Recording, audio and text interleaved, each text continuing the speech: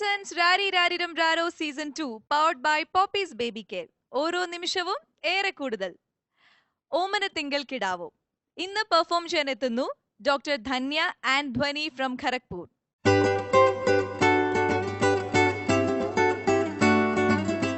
കോഴിക്കോട് മലപ്പുറം ഭാഗങ്ങളിലെ തറവാടുകളിൽ പണ്ട് കാലങ്ങളിൽ നിലനിന്നിരുന്നതും ഇപ്പോൾ അന്യം നിന്നതുമായ ഒരാചാരം. തുലാം മാസത്തിലെ തിരുവോണം നാളിലും മീനമാസത്തിലെ പൂരം നാളിലും സർവൈശ്വര്യങ്ങൾക്കായി നിലവിളക്കിനെ സാക്ഷി നിർത്തി വിഘ്നേശ്വരനെ മനസാധ്യാനിച്ച് പെൺകുട്ടികൾ ചെയ്തു പോന്നിരുന്ന തിരുവോണം ഗണപതിയും പൂരം ഗണപതിയും തെല്ലഭിമാനത്തോടെ, അതിലുപരി ഒരുപാട് സ്നേഹത്തോടെ തറവാട്ടിലെ പുരുഷന്മാർക്ക് കുമ്പിളിലയിൽ പ്രസാദം കൊടുക്കുന്ന ഒരു വേറിട്ട കാഴ്ച. അമ്മേ, അമ്മമ്മ എവിടെ? പൂജ തുടങ്ങാനായില്ലേ? അമ്മേ, ഇതാ ഞാൻ വരണു. സരളെ വിളക്കെത്തിക്കേ. അമ്മ കുട്ടീനെയും കൊണ്ടുപോവാ. ഹലോ, അപ്പുവേട്ടാ, പൂജ തുടങ്ങാനായിരിക്കണോ? പെണ്ണോ? ഇതാ പെണ്ണ് ഇവിടെ ഉണ്ട്. എന്നെ വിളിക്കണോ അപ്പുവേട്ടാ? ഞാൻ അത് കഴിഞ്ഞിട്ട് തിരിച്ചു വിളിക്കാട്ടോ. ശരി. എനിക്ക് കുമ്പിടാൻ വയ്യട്ടോ കുട്ടി, ഈ ഇരുന്ന് ചെയ്യിക്കേ. നിലത്തേക്ക് പൂവ് പൂജിച്ചിടുക, എന്നിട്ട് ഇല വയ്ക്കുക. ഇലയിലും പൂവ് പൂജിച്ചിടുക 3 പ്രാവശ്യം. തിരിയെടുത്ത് ഒഴിയുക. സരളെ ആ ഇലയിലേക്ക് അവല് മധുരമൊക്കെ കൊണ്ടുപോയി വയ്ക്കേ. എന്നിട്ട് അതിൽ 3 പ്രാവശ്യം പൂജിക്കുക. അതിൽ നിന്നൊക്കെ കുറച്ച് ഇലയിലേക്ക് നുള്ളിയിട്ടിട്ട് അത് ഒരു തിരിയൊക്കെ കത്തിച്ച് വെച്ച് പുറത്ത് കൊണ്ടുപോയി വയ്ക്കുക. സരള കിണ്ടിയും വിളക്ക് കൊടുത്തിട്ട് ഒപ്പം പൊയ്ക്കോ. എന്നിട്ട് കുട്ടീനെ കൊണ്ട് സൂര്യഭഗവാനെ തൊഴുകിച്ച് പോരുക.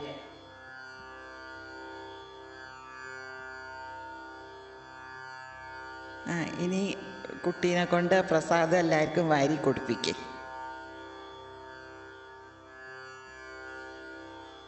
ഇനി കുട്ടിയൊന്ന് തൊഴുക, എന്നിട്ട് നമസ്കരിക്കുകയും ചെയ്യേ.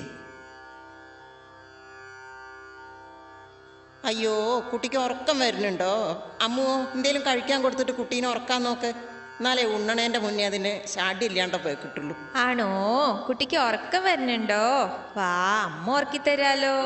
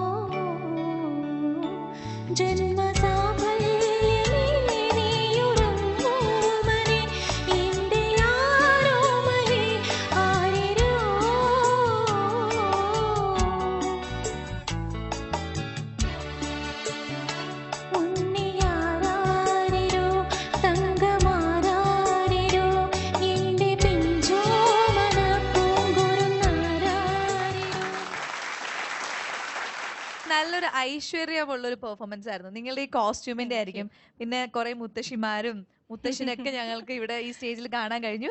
മൊത്തത്തിൽ നല്ല രസമുള്ള പെർഫോമൻസ് ആയിരുന്നു. നന്നായി പാടി. നമുക്ക് വേണുചേട്ടനുണ്ട്, വേണുചേട്ടനോട് ചോദിക്കാം. വേണുചേട്ടാ. Dhanya, very well done. Thank you sir. എനിക്ക് വളരെ ഇഷ്ടപ്പെട്ട കാര്യം എന്ന് പറയുന്നത് ഈ ഒരു ആചാരത്തിനെ കുറിച്ച് ആദ്യം തന്നെ ഒരു ചെറിയൊരു ഡിസ്ക്രിപ്ഷൻ അതിനകത്ത് കൊടുത്തു വാക്കുകളിലൂടെ, എന്നിട്ടാണ് അതിലേക്ക് കടന്നത്. പിന്നെ എനിക്ക് പറയാനുള്ളത് വളരെ ഭാഗ്യം ചെയ്ത ഒരു കുടുംബമാണ്. വലിയ അമ്മുമ്മ, അമ്മുമ്മ, അമ്മ, കൊച്ചുമോൾ എല്ലാവരും 4 തലമുറ എന്ന് പറയുന്ന എല്ലാവരും ആരോഗ്യമായിട്ടിരിക്കുന്നു. അപ്പോൾ എനിക്കത് വളരെ സന്തോഷം. എനിക്ക് ഈ പാട്ടിനകത്തുള്ളൊരു വരി മാത്രമേ പറയാനുള്ളൂ. നാളെ നിൻപാതയിൽ 100 പൊൻപൂവുകൾ പൂത്തുലഞ്ഞിടുവാൻ കോടി ആശംസകൾ ഈ ചെറിയ വാവയ്ക്ക് വേണ്ടി. താങ്ക് യു വേണുചേട്ടാ. ഡോക്ടർ എൽസി. സൂപ്പർവായിരുന്നു. Thank you ma'am. ധന്യ നന്നായിട്ട് പാടി. ഞാൻ എപ്പോഴും ആലോചിക്കാറുണ്ട്, നമ്മൾ മുഖം മനസ്സിൻ്റെ കണ്ണാടി എന്നൊക്കെ പറയുന്ന പോലെ നമ്മുടെ മനസ്സിൻ്റെ ആ ഒരു ഇതാണ് പലപ്പോഴും നമ്മളുടെ പാട്ടിൻ്റെ സെലക്ഷനോ അല്ലെങ്കിൽ ഈവൻ കളറിൻ്റെ സെലക്ഷനോ ഒക്കെ അങ്ങനെയാണ് വരുന്നതെന്നാണ് പറയുന്നത്. അപ്പോൾ ഈ സോങ് ഒരു സാധാരണ ഒരു താരാട്ടുപാട്ട് മാത്രമല്ല, ഒരു അമ്മയുടെ ആഗ്രഹം, പ്രാർത്ഥന, വിശ്വസ്, പ്രതീക്ഷ എല്ലാം ഈ പാട്ടിനകത്ത് അടങ്ങുന്നതാണ്. അപ്പോൾ ഒരു കുഞ്ഞ് കൈ വരുമ്പോൾ തന്നെ അതിൻ്റെ ഭാവിയെക്കുറിച്ചുള്ള അമ്മയുടെ ആ ഒരു മനസ്സിൻ്റെ ഒരു ആഗ്രഹവും വെമ്പലും എല്ലാം ഈ പാട്ടിനകത്തിൽ അടങ്ങിയിട്ടുണ്ട്. വളരെ നന്നായിട്ട് തന്നെയാണ് ധന്യത അവതരിപ്പിച്ചത്. All the best. Thank you. Doctor Nitha. നന്നായിട്ട് പാടി കേട്ടോ. Thank you ma'am. മോള് നല്ല ഭാഗ്യം ചെയ്ത കുട്ടിയാണ്.